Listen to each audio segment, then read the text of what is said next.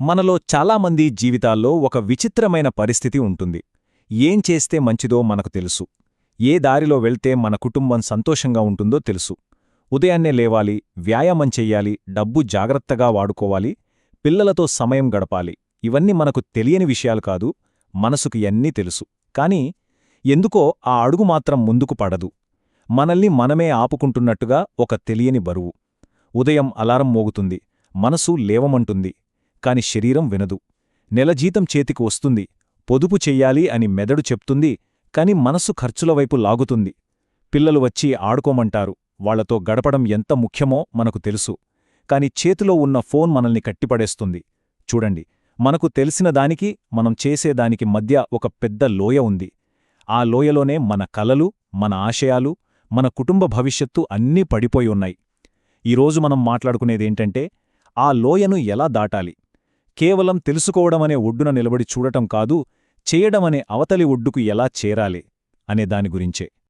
రోజంతా ఆఫీస్లోనో వ్యాపారంలోనో ఒళ్లంతా హూనమయ్యేలా కష్టపడి రాత్రి ఇంటికి వచ్చి అందరూ నిద్రపోయాక ఒంటరిగా కూర్చున్నప్పుడు లేదా మంచంమీద పడుకున్నప్పుడు మనసుని ఒక ప్రశ్న గుచ్చుతూ ఉంటుంది. ప్రతి ఒక్కరి మనసులో ఒక తండ్రిగా, ఒక తల్లిగా, ఒక భర్తగా, ఒక భార్యగా నా వాళ్లకోసం నేను తీసుకుంటున్న నిర్ణయాలు సరైనవేనా? నా పిల్లల భవిష్యత్తుకి నేను బలంగా పునాది వేస్తున్నానా? నేను నడుస్తున్న ఈ దారి వాళ్లను ఒక మంచి జీవితం వైపు నడిపిస్తుందా, లేక నాకే తెలియకుండా వాళ్లని కష్టాల్లోకి నెడుతున్నానా? నా ఈ కష్టం రేపు వాళ్లకి సుఖాన్నిస్తుందా?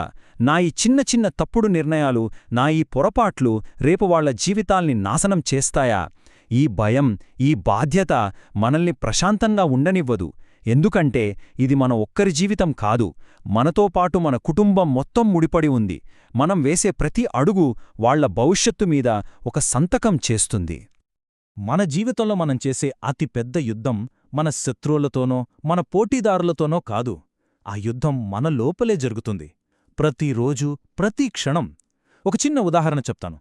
ఉదయం 5 గంటలకు అలారం మోగింది. మీ మెదడులో ఒక గొంతు చెప్తుంది, లే, ఈరోజు నీ జీవితంలో ఒక కొత్త అవకాశం. నిన్నటికంటే ఈరోజు నిన్ను నువ్వు మెరుగుపర్చుకో, నీ కుటుంబం కోసం లే.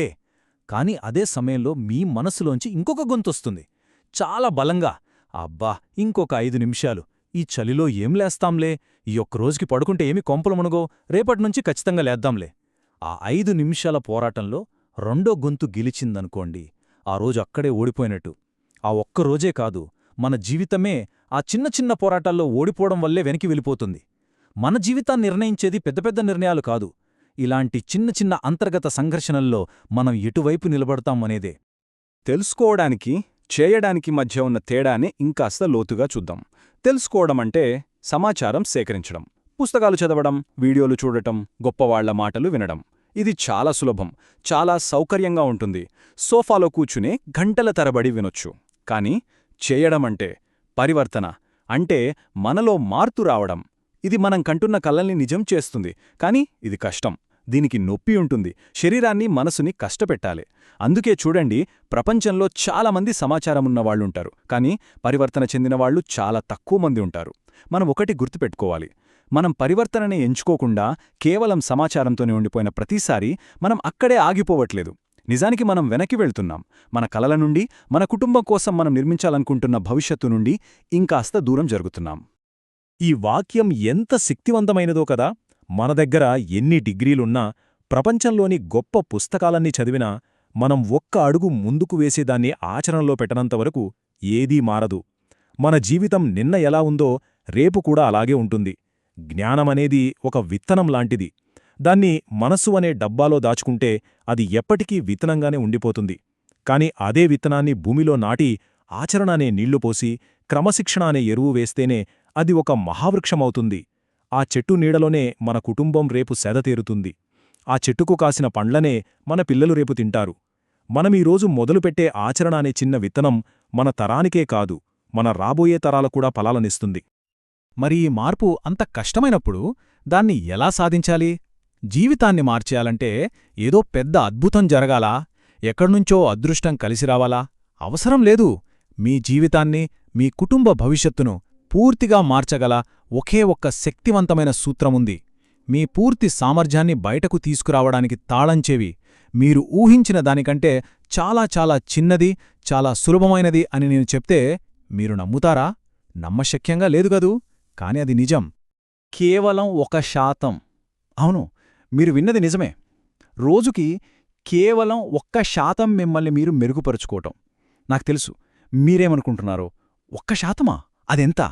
దాంతో ఏమొస్తుందిలే అనిపిస్తుంది గదా.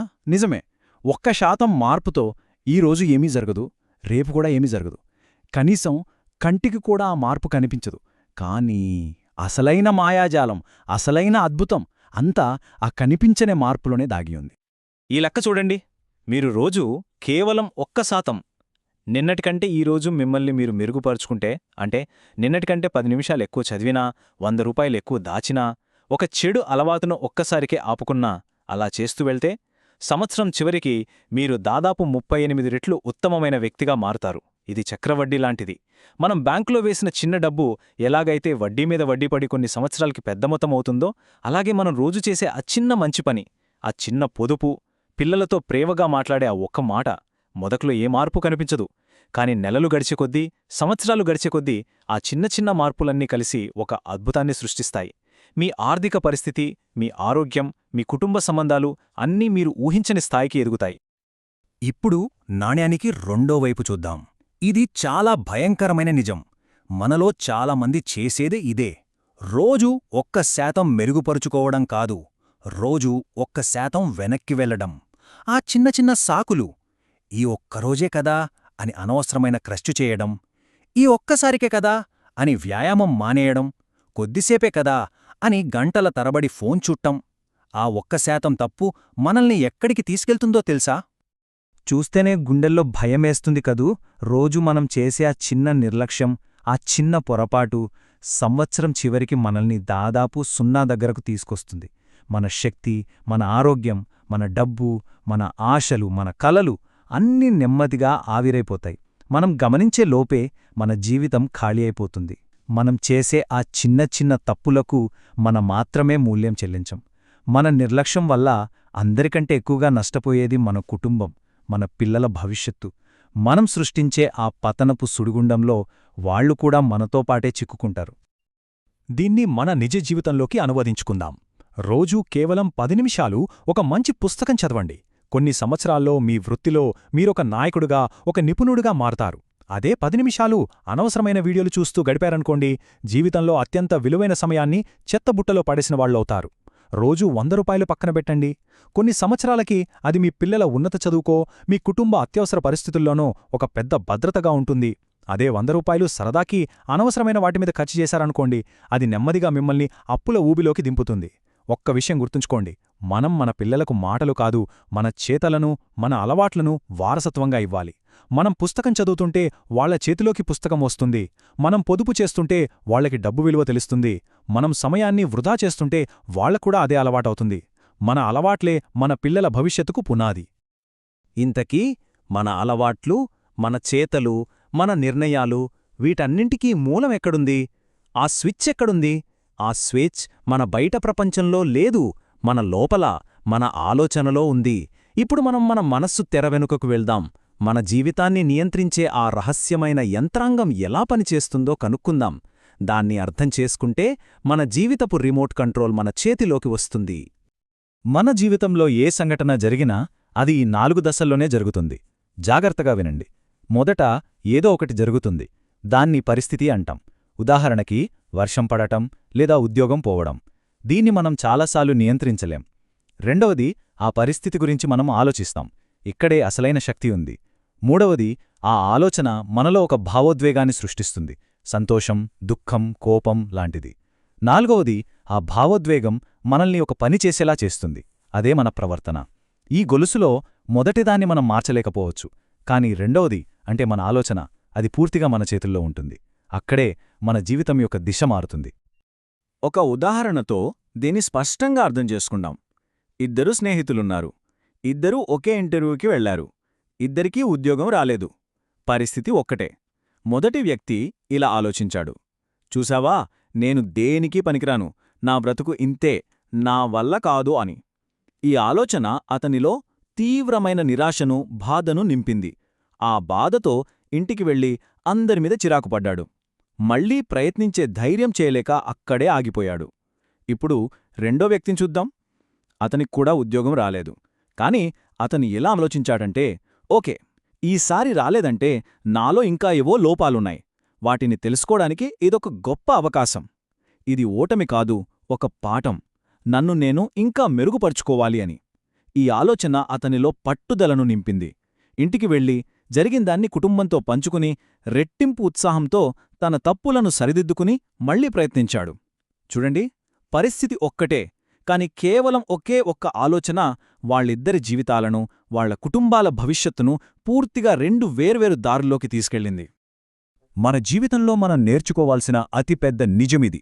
మన చుట్టూ ఉన్న పరిస్థితులను, మనుషులను, సమాజాన్ని మనం మార్చలేం. మన చేతుల్లో లేని వాటి గురించి బాధపడడం వల్ల ప్రయోజనం లేదు. మన చేతుల్లో ఉన్న ఒకే ఒక్క మహాశక్తి మన ఆలోచనలను మనం ఎంచుకోగలగడం. ఆ ఒక్క శక్తిని మనం సరిగ్గా ఉపయోగించుకుంటే ఎంత పెద్ద కష్టమైనా ఒక అవకాశంగా కనిపిస్తుంది, ఎంత ఘోరమైన ఓటమి అయినా ఒక పాఠంలా అనిపిస్తుంది. మన జీవితం మన నియంత్రణలోకి వస్తుంది. ఇప్పటిదాకా మనం తెలుసుకున్న విషయాలన్నింటినీ ఒక చోటికి తెద్దాం. జ్ఞానానికి, ఆచరణకు మధ్య ఉన్న అసలైన సంబంధమేంటో, నిజమైన మార్పు ఎక్కడ మొదలవుతుందో, మన జీవితాన్ని మన చేతుల్లోకి ఎలా తీసుకోవాలో చూద్దాం. మన ముందు ఎప్పుడూ రెండు దారులుంటాయి. ఒకటి తెలుసుకోవడమనే సులభమైన దారి, ఇది చాలా సౌకర్యంగా ఉంటుంది. రెండోది చేయడం అనే కష్టమైన దారి, దీనికి క్రమశిక్షణ, పట్టుదల కావాలి. సులభమైన దారి ఇప్పుడు చాలా హాయిగా, బాగున్నట్టు అనిపించొచ్చు, కాని దాని చివరి మజిలీ పశ్చాత్తాపం అనే లోయ. కష్టమైన దారి ఇప్పుడు నొప్పిని, బాధను కలిగించవచ్చు, కాని అది సంతృప్తి, విజయం అనే శిఖరానికి మనల్ని చేరుస్తుంది. మనం ఏ దారిని ఎంచుకుంటున్నామన్నదే మన జీవితాన్ని, మన కుటుంబ భవిష్యత్తును నిర్ణయిస్తుంది. ఈ మాటను మనసులో ముద్రించుకోవాలి. మనం సౌకర్యవంతమైన జీవితాన్ని కోరుకుంటున్నంత కాలం మన కలలు మన కళ్ళ ముందే చచ్చిపోతాయి. ఎప్పుడైతే మనం ఆ సౌకర్యాన్ని వదిలి క్రమశిక్షణతో కూడిన కష్టాన్ని ఇష్టపడతామో అప్పుడు మన తలరాతను మనమే రాసుకోవచ్చు. మన భవిష్యత్తుకు మనమే శిల్పునం కావచ్చు. మన పిల్లలకు ఒక గొప్ప భవిష్యత్తును మన చేతులతో మనమే చెక్కవచ్చు. మనలో చాలామంది చేసే పెద్ద పొరపాటిదే. జీవితంలో ఏదైనా సమస్య వస్తే, మార్పు రాకపోతే వెంటనే కొత్త పుస్తకాలు కొంటాం, కొత్త గురువుల దగ్గరకు వెళ్తాం, కొత్త కోర్సుల్లో చేరతాం. కాని అసలు సమస్య అక్కడ లేదు. సమస్య మన రోజువారీ అలవాట్లలో ఉంది. మనకు కావలసిన దానికంటే కొన్ని వందల రెట్లు ఎక్కువ సమాచారం మన దగ్గర ఇప్పటికే ఉంది. దాని ఆచరణలో పెట్టే చిన్న చిన్న అలవాట్లను మనం నిర్మించుకుంటే చాలు. జీవితం దానంతటదే ఒక క్రమపద్ధతిలో అద్భుతంగా మారుతుంది. చివరిగా మనం గుర్తుంచుకోవాల్సిన ఒకే ఒక్క విషయం, ఈత ఎలా కొట్టాలో ప్రపంచంలో ఉన్న అన్ని పుస్తకాలు చదివినా ఉపయోగం లేదు. నీళ్లలోకి దిగి చేతులు కాళ్ళు ఆడిస్తేనే ఈత వస్తుంది. డబ్బు ఎలా సంపాదించాలో కొన్ని వేల వీడియోలు చూసినా లాభం లేదు. పని మొదలుపెట్టి కష్టపడితేనే డబ్బొస్తుంది. జీవితం కూడా అంతే.